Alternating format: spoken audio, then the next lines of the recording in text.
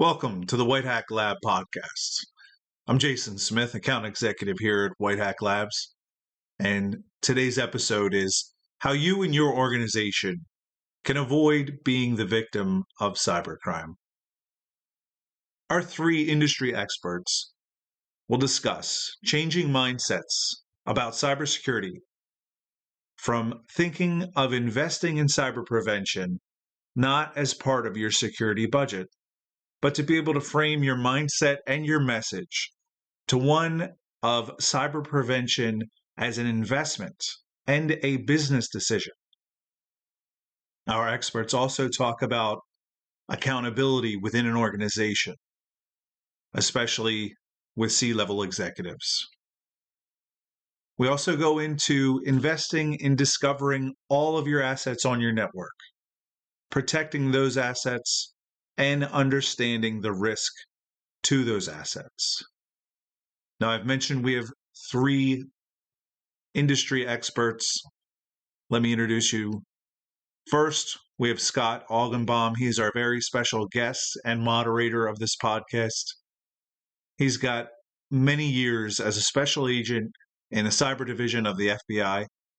Scott has a deep understanding of cyber criminals and what would bring him and his fellow agents to your business. Please see a link below to Scott's website where you can hire him as a public speaker to educate your organization to avoid cybercrime. Scott is also an author of the very popular A Secret to Cybersecurity, a simple plan to protect your family and your business from cybercrime. Our next guest and expert is Justin Dolly, a certified Chief Information Security Officer with extensive experience in building and implementing a culture of security within global organizations. Currently, he is the Chief Security Officer of the largest cloud testing platform in the world, SolarWinds. Justin's background and breadth of experience as a cybersecurity leader speaks for itself. We are so very thrilled to have him to share his extensive experience and knowledge. Our third expert is our own CEO here at WhiteHackLabs, Pasha Probiv. Pasha has worked in securing cloud infrastructure and web applications for the past 10 years and has helped to secure systems for many small, mid-level, and large national and international software companies. Pasha started in technology over 20 years ago as a software engineer after graduation from university with a master's in applied mathematics and computer science.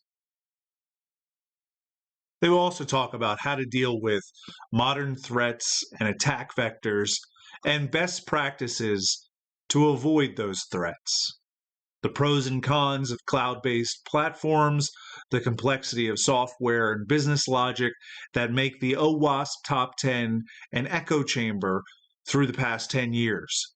These experts touch on admin rights and role-based access controls, or RBAC, and finally, advice for companies to avoid hacking events. Please enjoy.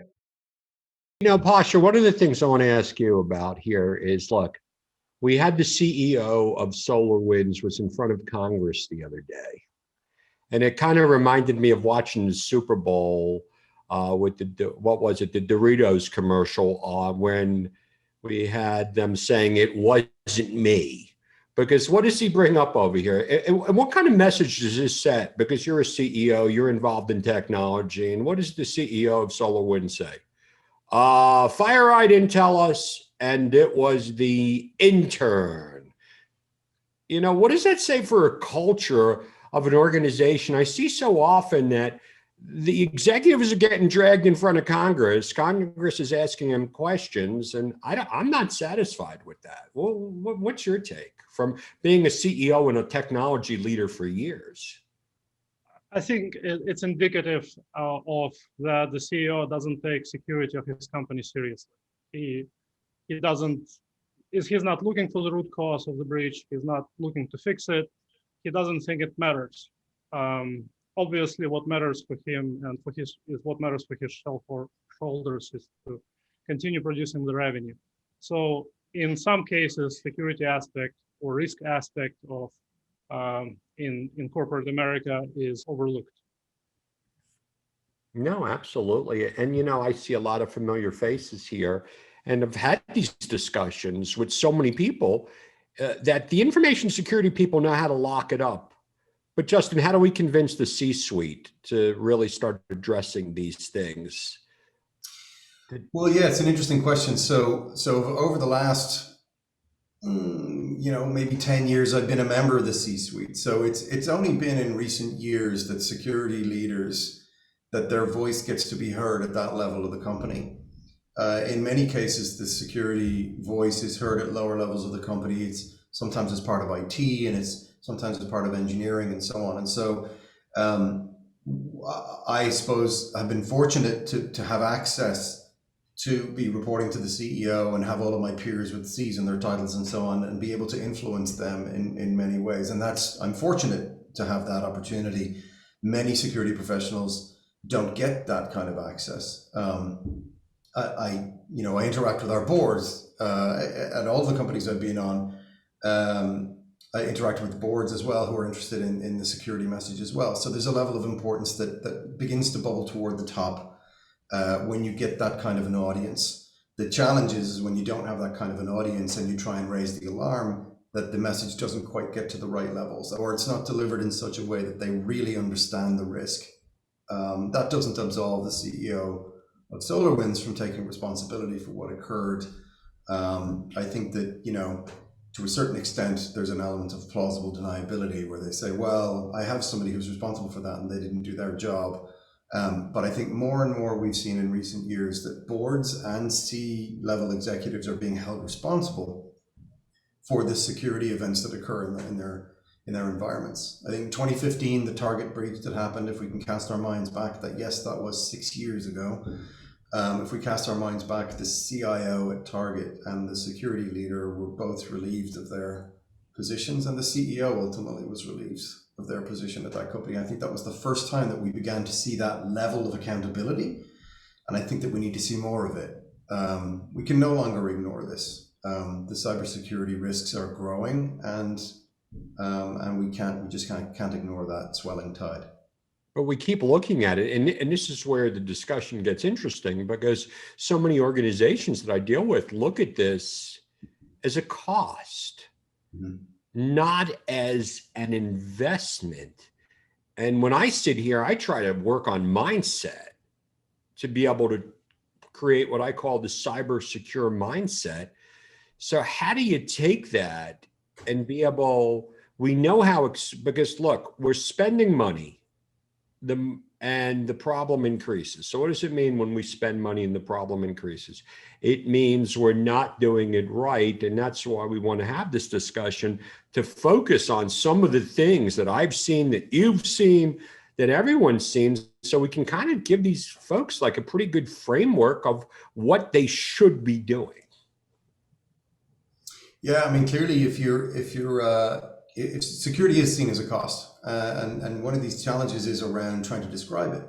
One of the things I spend a lot of time and energy doing, excuse me, is when I join an organization, is figuring out what are the risks to that organization. What are the things that are really, really important to the survival of that company? Not just to survival, but in order for it to grow and thrive. What are the things that must be protected? And then you've got to start wrapping your security your program around those things. I like to describe security as like an alphabet. And I think that the first half of the alphabet, A through M, we all kind of have to do that stuff. If you're a security leader at any company, you've got to cover the first half of the alphabet, no matter what. It's like people and users and data and endpoints and cloud environments and all those sorts of things that you just have to do, right? And then depending on the industry you're in and what it is you're trying to protect, you then can diverge a little bit when you get further into the alphabet, right? You start to specialize a little bit. There's some technologies you use in certain industries that you don't need in others. And it depends on what it is you're trying to protect at the end of the day. So I think that, wrapping your security program around those things that are most important to the business allows the people who assign budgets to understand that you're investing in security controls in order to protect the business and the future growth of the business. Then it looks like an investment as opposed to a cost. If you just say, I just want to buy these web application firewalls, and I want to buy, this proxy, and I want to buy this endpoint solution, or whatever it is. That doesn't sound like a business decision to most business people. That just sounds like, oh, you're buying a technology toy to do something. Okay, great. It's just a tool in the toolbox. As opposed to, I want to wrap a program around the things that are and should be most important to you, because they mean that we can grow as a business, or we can go into new markets, or we can vault past our competition because we have some secret sauce that they don't have, and I'm going to protect the fact that we have that and we're not going to leak it. So I think a lot of it has to do with how you frame that conversation and how you describe what it is you're about to do.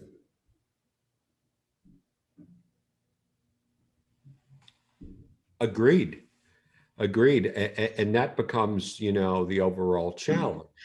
One of the things that I deal with all the time is, especially now when I'm getting brought into companies, they go, hey, when do you bring the FBI in? When do you contact law enforcement? What has to happen? And I'm like, look, that's not the right question, because in a lot of the enterprise level data breaches that I've been involved with, we've been the ones who were explaining it to an organization. And look at the Verizon business report, the data breach report.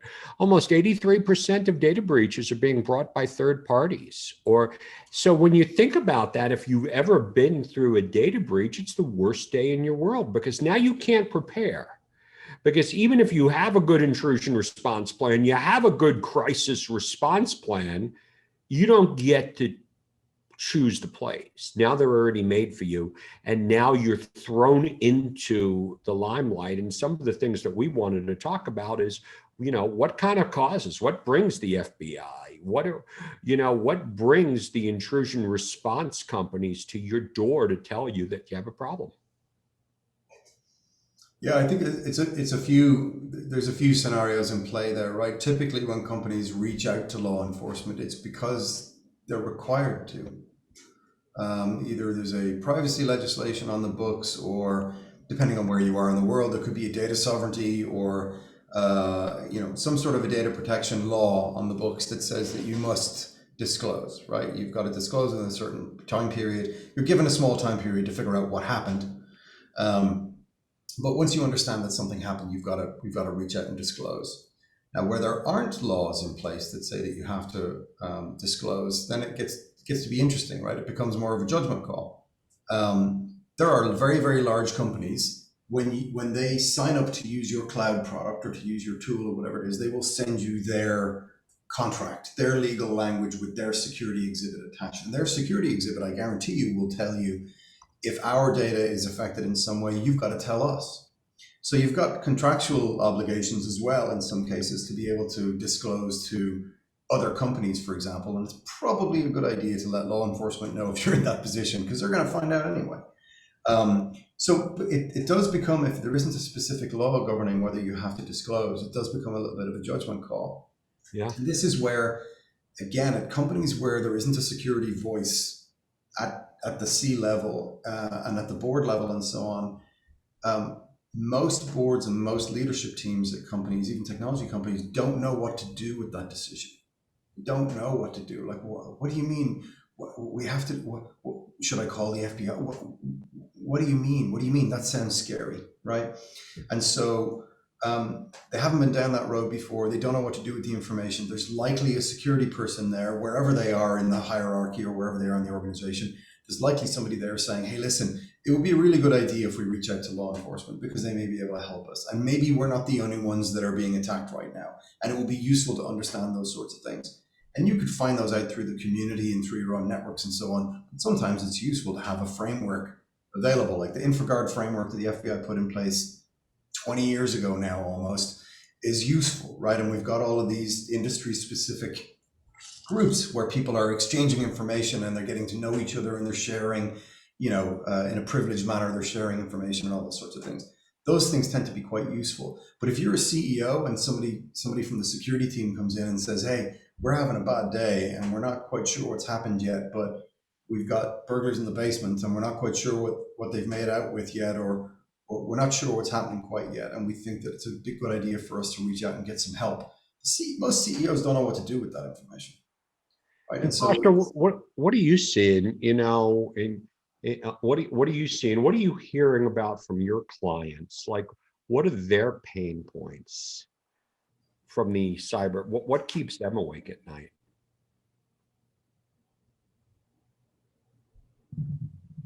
Well, usually clients hire us because they're going through a compliance initiative, and it's really a positive trend that we have compliance frameworks like SOC 2 and HIPAA, and they don't hire us because they want to hire us. They usually hire us because they have to comply with this framework, and this framework is not always their choice either.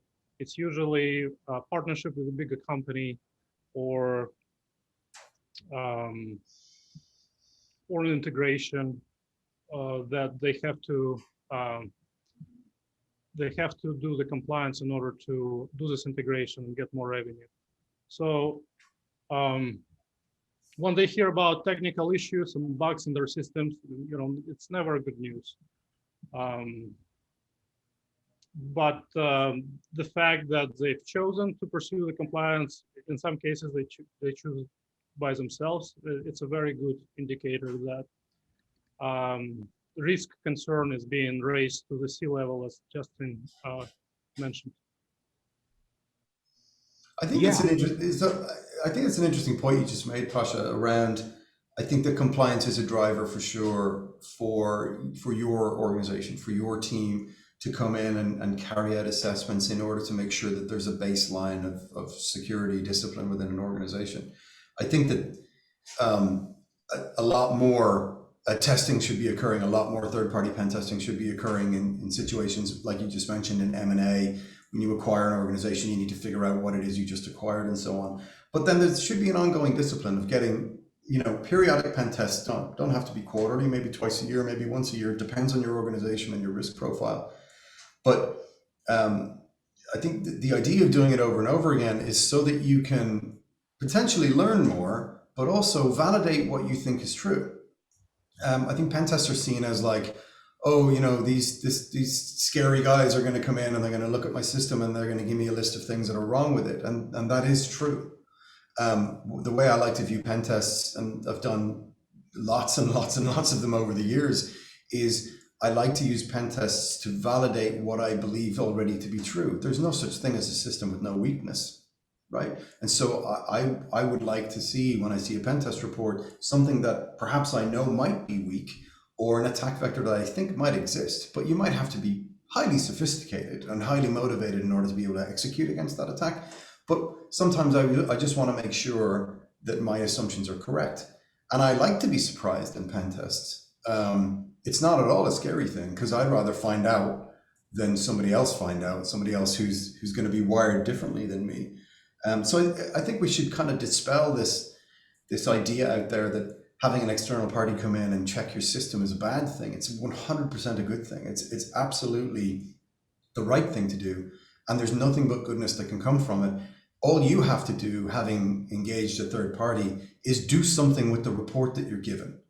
You're being handed the data, and there are no excuses. There are no longer any excuses when you've been handed the list of weaknesses in your system.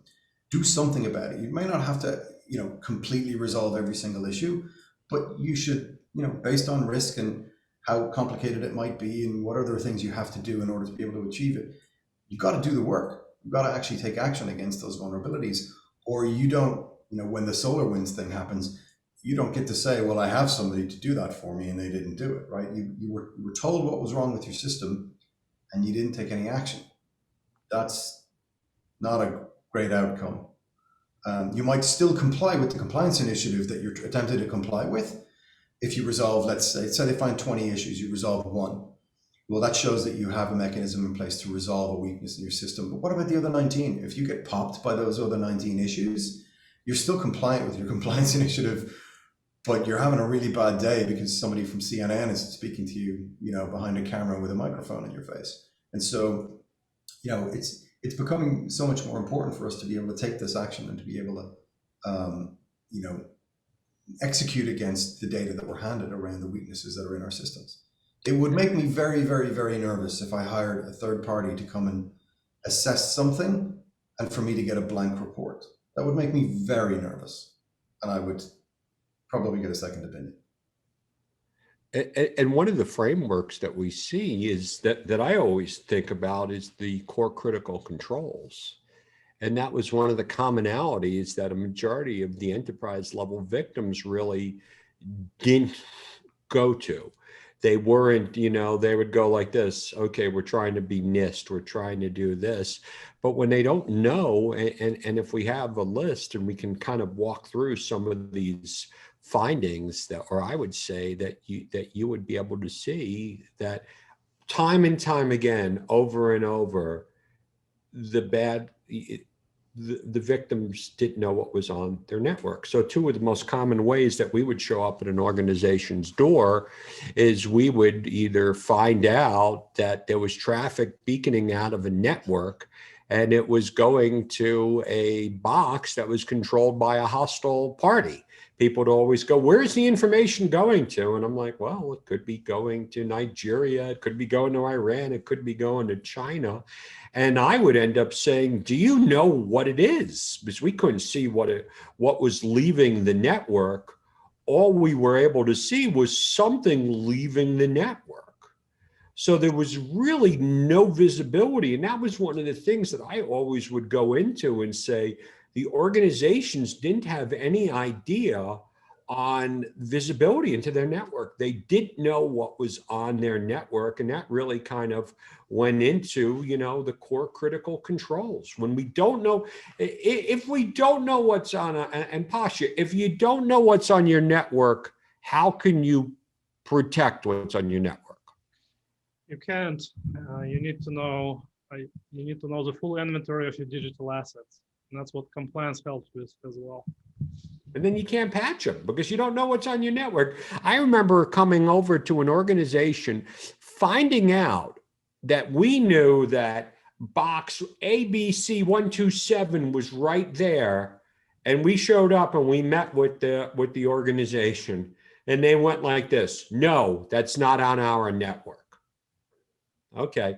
And they came over because you want to know what every organization had? Every organization had a layer 7 firewall, but nobody knew what was on their network. Justin, what's the problem with that? Well, yeah, I mean, it's something we touched on a little bit earlier is that, you can buy a tool, you can deploy a thing and hunker down behind it and hope that it's going to protect you, which is what we did 30 years ago with firewalls. We put a firewall in place. We put even an IPS for that matter. So the IPS was the originator of the WAF, right? We had intrusion detection systems. Then we decided to put protection mechanisms in there. They kind of failed. It wasn't really a successful thing. And then we started getting application firewalls and then web app firewalls. And now that's the new version of intrusion prevention, if you like. But we hunker down behind these things and we think that they're going to keep us safe. But there's so many ways to circumvent WAFs, and there's so many ways for traffic to get into your environment that doesn't pass through the WAF. And generally speaking, it's your end users that either they bring a compromised device in, or your end user is targeted, and it is that's where the attack vector comes from. But it is interesting to me, again, if we go back 25, 30 years. The biggest area of focus for security professionals were inbound connections to our networks and environments. We didn't have cloud back then, right? So inbound connections were what we were worried about. Who am I allowing into through my thick, high wall? Who am I allowing into my, squishy, soft center of my environment? And that was how we did it. We used VPN and we used IPsec and we used all these different technologies to be able to allow partners to interact with us and so on. And there's still people that haven't figured out that the inbound connection problem has basically been solved for the most part.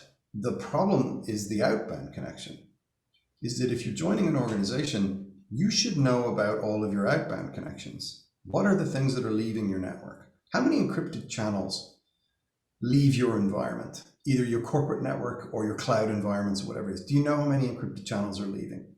And can you see inside of them? Likely that you can't. But can you identify, what's the source and what's the destination? What's the information that's being passed back and forth? Because this is how modern attacks are achieved now, right? You get a foothold in an environment, you set up an encrypted channel heading outbound, hardly anybody's looking at the outbound connections, and it connects to some command and control site. A lot of the networks that are out there are ephemeral now anyway. So, you know, Scott, you know, all tons and tons, huge respect to the FBI. The monitoring that goes on for all these command and control networks and so on, you would find out that there's a command and control box out there that ABC 127 or whatever is communicating with, and you go knock on a door and say, hey, look, you have a box called ABC 127 and it's reaching out to this command and control site. Well, the bad guys are getting really, really good now too, right? So they're building cloud-based ephemeral networks that are there, and they're there for a few hours and then they're gone. And then they pop up somewhere else and then they're gone, right? So our ability to identify those networks has to be an awful lot faster. And by the time you, figuratively speaking, knock on the door of that company, it's gone and it's moved somewhere else. Still means they have a problem in their network. So it's worth having a conversation. But it's the outbound connections from your environments that you should be worried about. Well, let me frame it. Let me frame it this way for both you guys, because this was my experience. I'd go knock on a door and I would say, hey guys, just want to let you know, you got something leaving. It's encrypted. I have no idea what it is. And they would come back to me and they would say, this is leaving our pipe. We can't take it back further. So how does that, I mean, just think about that. You know, you're a healthcare company. What do you think's leaving your network going to China? Yeah. Or you're a research university and you got stuff leaving going to Tehran, you know, or you got something like this and it's going here, but you can't tell. And, you know, and I would always blow my mind. I'm like, look, if you got a good handle, we're not here to fix the problem. We're here to kind of do this. But this is the information that I gleaned during my career. So what do you do? How do you guys recommend this? You know, Pasha, how do you recommend to your clients, what should they be focusing on if they can't even tell what's leaving their network?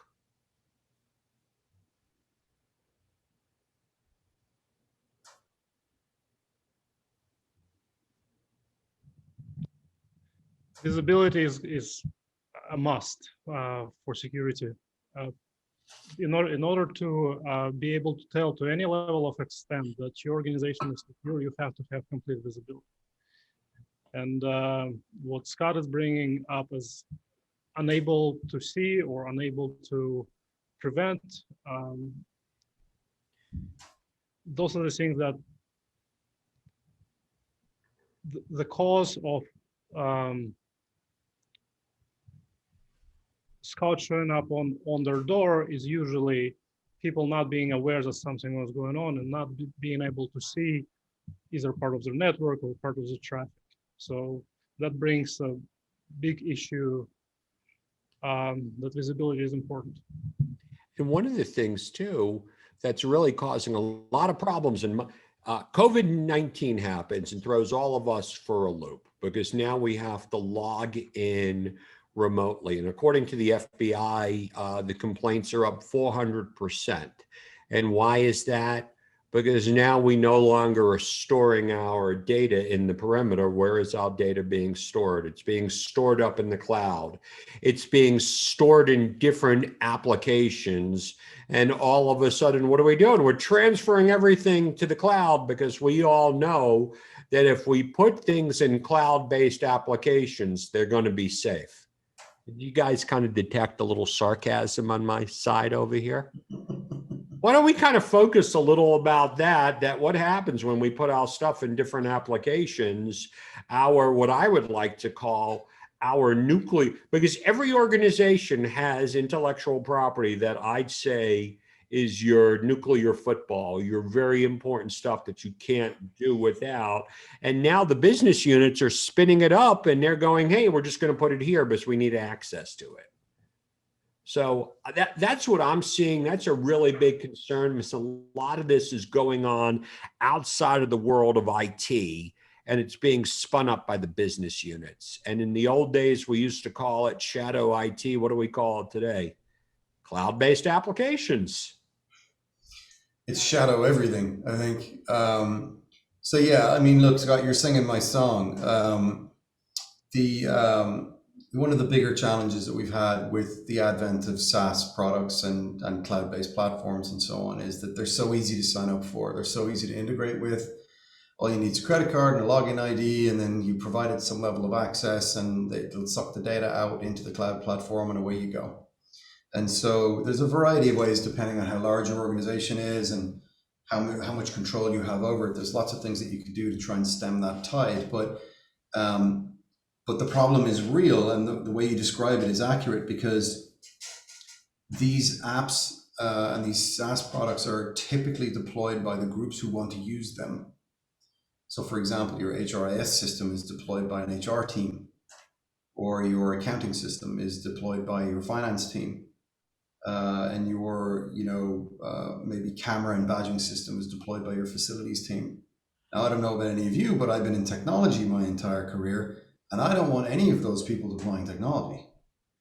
I mean, all due respect to finance people and HR people, I'm not going to tell them how to do their job, but they also shouldn't be deploying technology solutions, specifically ones that have access to sensitive information. And when you talk about HR and finance in particular, they've access to incredibly sensitive information that, generally speaking, is governed by law and or compliance activities. So it is true that, our use of cloud is growing and has been growing exponentially, and many organizations are still on their journey to the cloud in so many ways. However, it's not all bad. Yes, the data is moving to more places than it once was. With the advent of things like analytics platforms and so on that are in cloud, we're pushing so much more of our data into cloud so that we can analyze it better and be more nimble around how we research and how we grow and so on. That's taking hypersensitive information, putting it in a cloud platform somewhere. Now, lots of these organizations have done lots of security work. Similarly, you can go to an AWS or a GCP or an Azure or whatever you want to use and get infrastructure as a service and build an environment yourself. The good news there is that environment you're about to build in the cloud, you're probably going to be more thoughtful about security and more thoughtful about how you architect it than you were when you built your own network inside your own data center. Because chances are you did that 10 years ago. And security has changed over the last 10 years. So there are new tools and there are new mechanisms and so on that you can adopt so that you can improve your security while you move to the cloud. And it's true most of the time that if you have your own data centers and then you choose to adopt a cloud platform, as long as you're architecting with security in mind, the cloud platform will likely be more secure than your data center, because your data center's security profile is 10 years old. It has the same security profile as you did when you connected circuits and you put firewalls in. So, as we move to more software-defined things and as we move to more cloud-based things, you can improve your security posture significantly, certainly significantly versus your own, what I call your own domestic network, right? Your own networks inside your own company or your data centers and so on. So it's not all bad. There are things in the cloud that are useful and that can vault you forward and strengthen you in many, many ways. But the proliferation of data into all of these cloud platforms, and then it becomes incumbent upon you, if you're going to go into the cloud and you're going to put sensitive information in the cloud, for you to be able to know where it is and know who has access to it and know when it moves and where it moves. That's the challenge. I mean, the challenge, Scott, you were describing earlier, where you had to knock on someone's door. You've got an encrypted channel leaving your network and there's data in there and we don't know what it is, but we know roughly speaking where it's going, at least its first port of call. Well, it's the same challenge in cloud. If you shift your information up there, you've got to be able to track it. You've got to know in what state it is, encrypted or otherwise. You've got to know who has access to it, who has the ability to copy it, move it, where can it go, know where it went if it does leave. But so one the of the security things challenges are the same. As I look at this OWASP list, I'm like, it's always the same list. I think they just changed the year on this. That this list is the 2020 is the same as the 2015, except one thing goes. So how do we change that mindset? Because it's the same stuff over and over and over again. And there were so many articles that have been written that really talk about these things. So why are we having a problem with such adaptation to this? I think a lot of it has to do with complexity of software in general. When people build software and write it, there are several contributors There's not always a consensus on the business logic that they're building. And in general, it results in millions of lines of code. And so it's very hard to keep track of what the software actually does. That's why I think it's one of the reasons OWASP top 10 stays the same from one year to another. And to the point of the cloud, when you're moving your system in the cloud, you also have an ability to build extremely complex systems in the cloud. There's no limits. And that could contribute to misconfigurations, and common mistakes that will lead to security issues. You know, one of the issues we keep dealing with that I'm almost getting a little tired talking about ransomware. I mean, I remember talking about it in 2015 when I was with the FBI, going out, you know, we were giving out a document to all of these companies, the ransomware prevention guide, because everyone would go, hey, I want to buy this flavor product that has the super rollback and we could do this and we could do that with it. And one of the things that always came up with all of my victimizations with ransomware, I'd ask them one question: hey, what are you doing about admin rights? Do you have a shared directory that everyone shared? Are you implementing least privilege?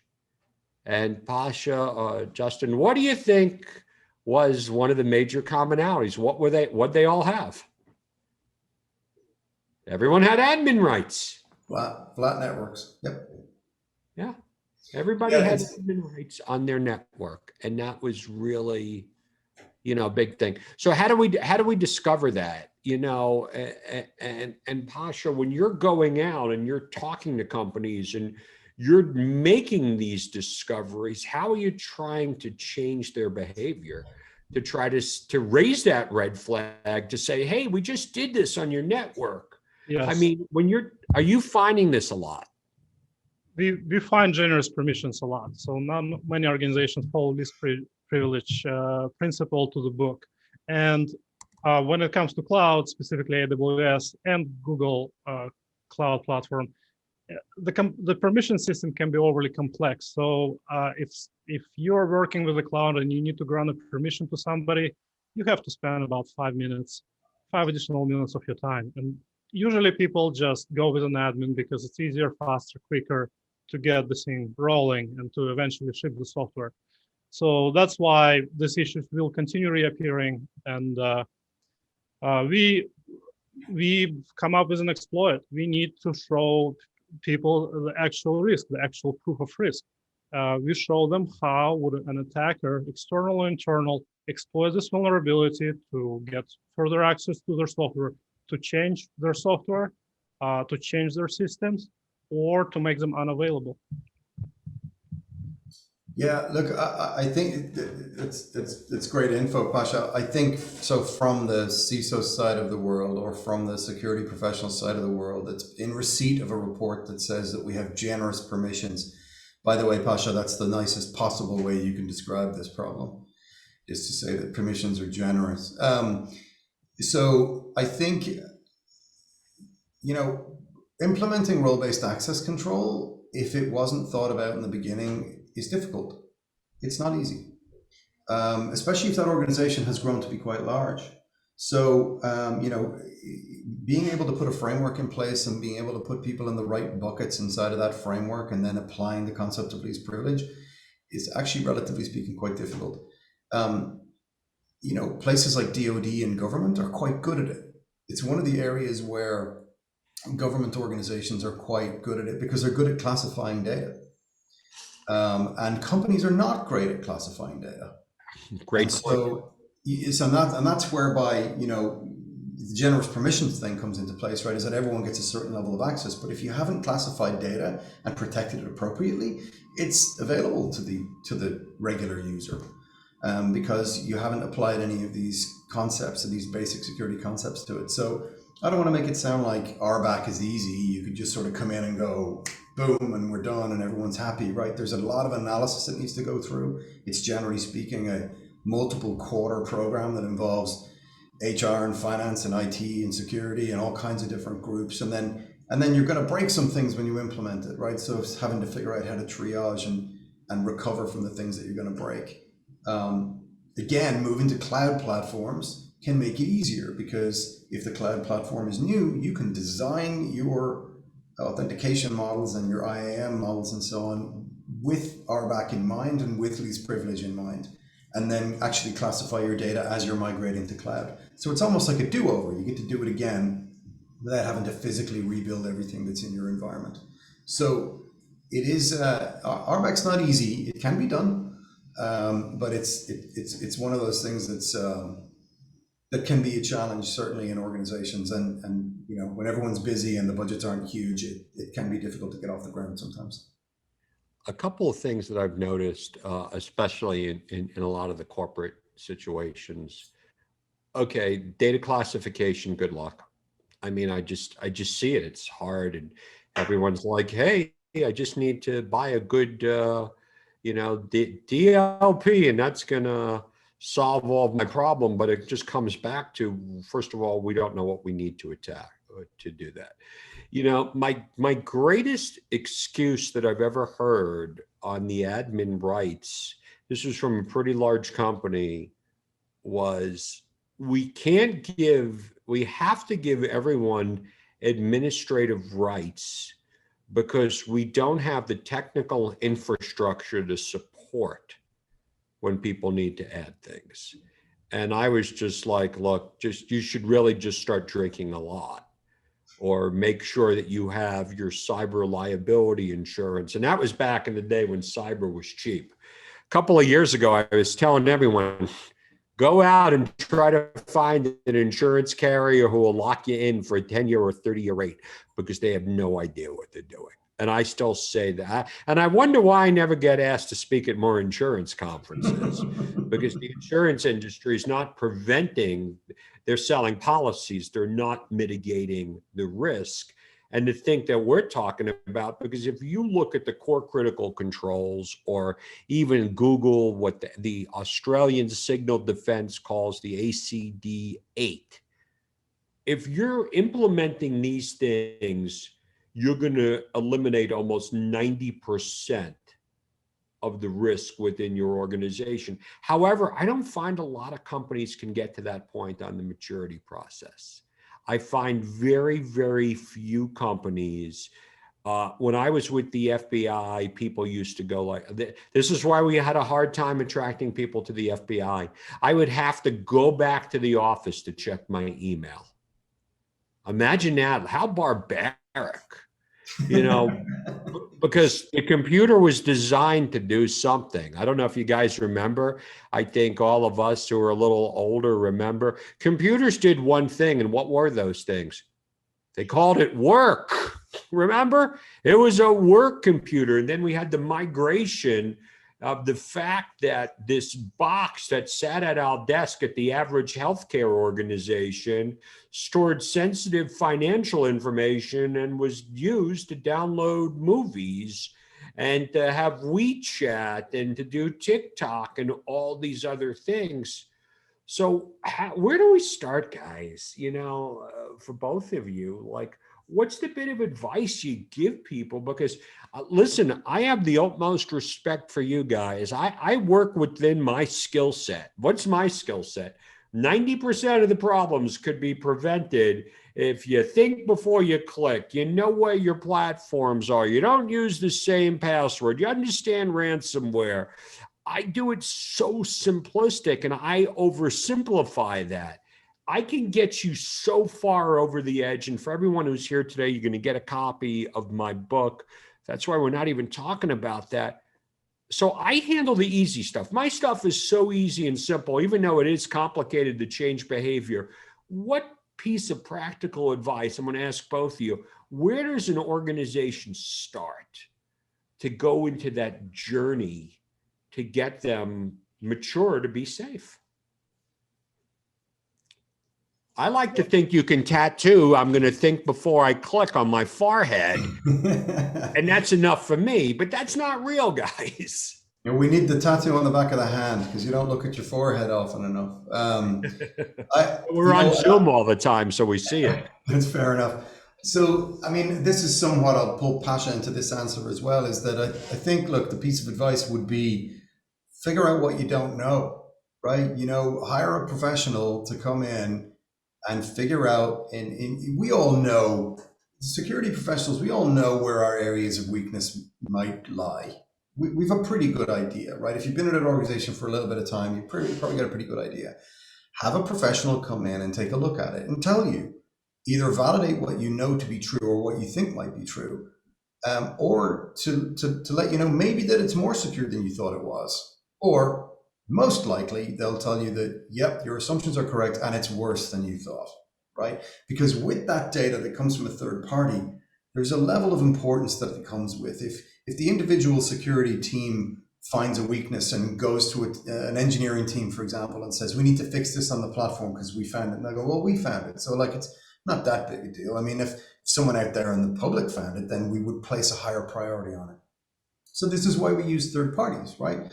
Not just because this is their area of expertise and they're going to do a better job than we might do, is that it comes with a little bit more gravity, right? Because it's coming from outside of the organization, from an independent third party that's used to providing this data. So you get a little bit of momentum from those sorts of things. And then, but from there, it comes down to awareness and education. You've got to educate people to understand what are the types of bad things that might occur if we don't solve these problems, right? And you've got to be able to articulate that to technical people who you need to encourage to do work that they probably don't want to do. And also you've got to be able to massage that message so that you can deliver it to the upper echelons of the company, whereby if you're pulled into a board meeting and someone says, we saw the SolarWinds thing, what are we doing about that? That you're able to go in there with something in your hand. Like, don't go in there with your hands in your pockets. You go in there with like, hey, well, I had a third party analysis done on one of our platforms and we found some weaknesses, but I'm having trouble getting traction. Guess what? You won't have any trouble getting traction anymore because the board's going to say, next board meeting, we want to hear that that's been resolved. So a lot of times you can use those opportunities to educate and to grow awareness inside of an organization and get security more street cred, right? And give you a little bit more horsepower, if you like, to be able to move the security program forward. Because a lot of the pushback you get inside of security is institutional.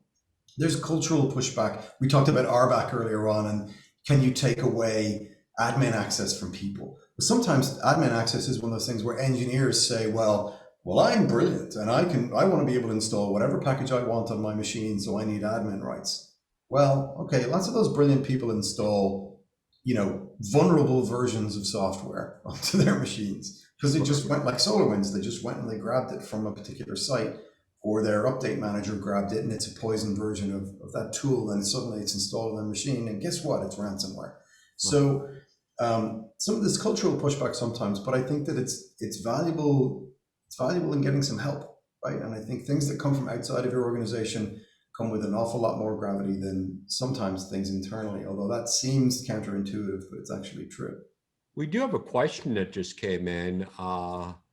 Always makes me nervous when it's the anonymous attendee. How do you feel? And I'm glad it wasn't like an FBI type question, which usually gets thrown in. So this is easy. How do you feel about utilizing risk quantification tools?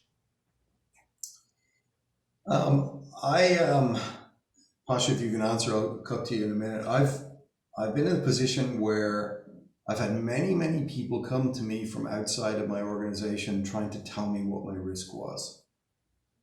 It's quite a difficult thing to come in from the outside and tell somebody who's on the inside what their risk is. It's difficult to do.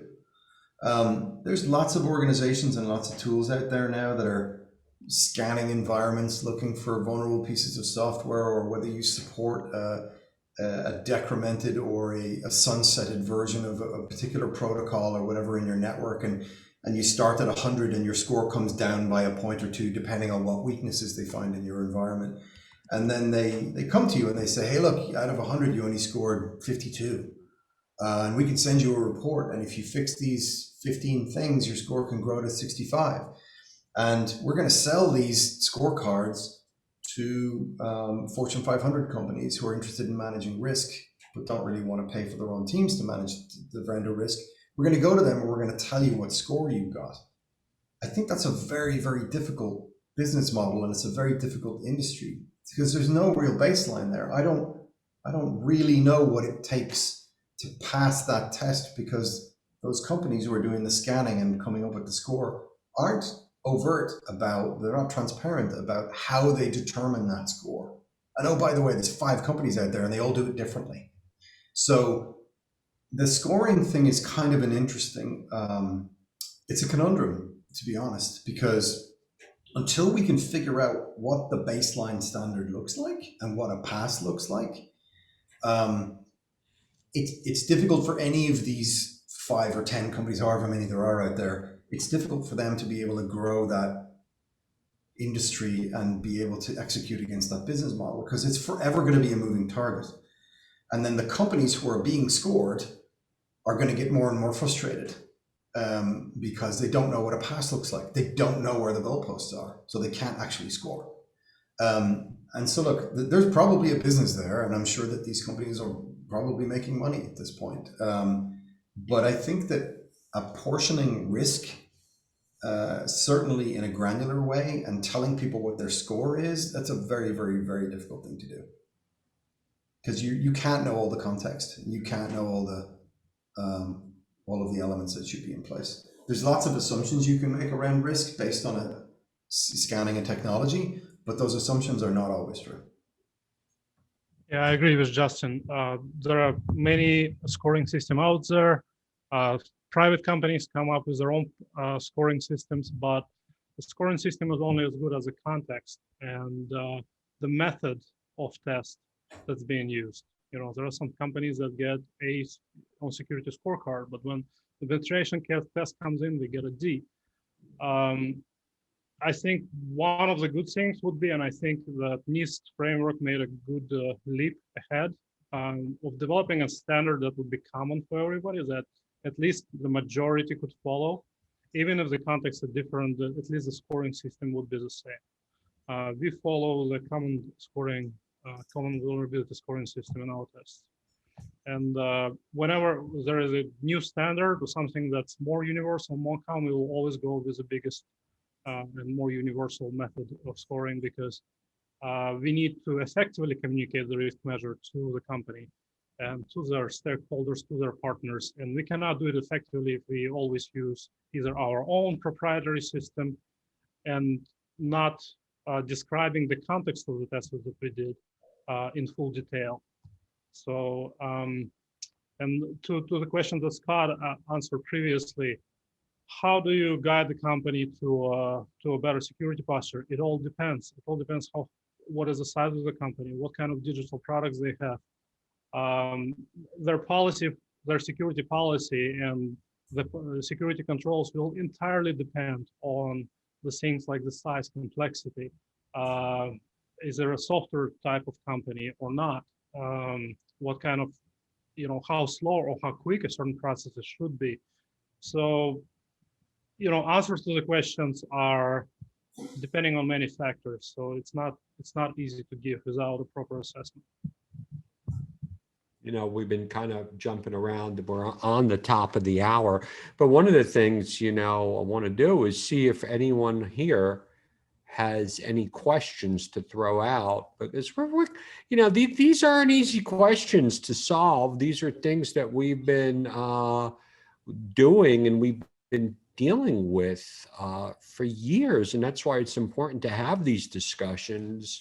And it's important, you know, to partner with people. And I've had numerous conversations with Justin and Pasha over the past couple of months. And that's why we kind of threw this together, because there's so much fog out there.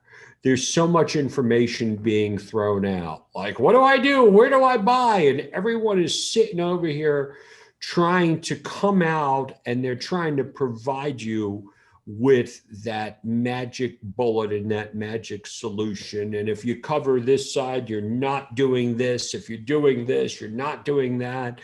And then you have to try to sell that to your executives. And a lot of the stuff that I talk about are business process issues. So as we kind of wrap this up over here, I want to give each of you, what's the most important thing? What do you want these people here to take away from this? Justin, I want to start with you. What's the one nugget of information that should be on the top of their mind? Well, I think that once you've been in position for a little while, even if you're an individual contributor inside of a security team, or whether you're the person who's responsible for security at an organization, you probably have a pretty good idea of where your weaknesses might lie and where your risks, your attack vectors might be, and where your risks lie. So my advice would be to validate those concerns. You can do them yourself, you can get help from the outside, but to validate that your concerns are what your concerns are, because then it'll better enable you to be able to wrap your security program around those things, right? Make weaknesses slightly stronger.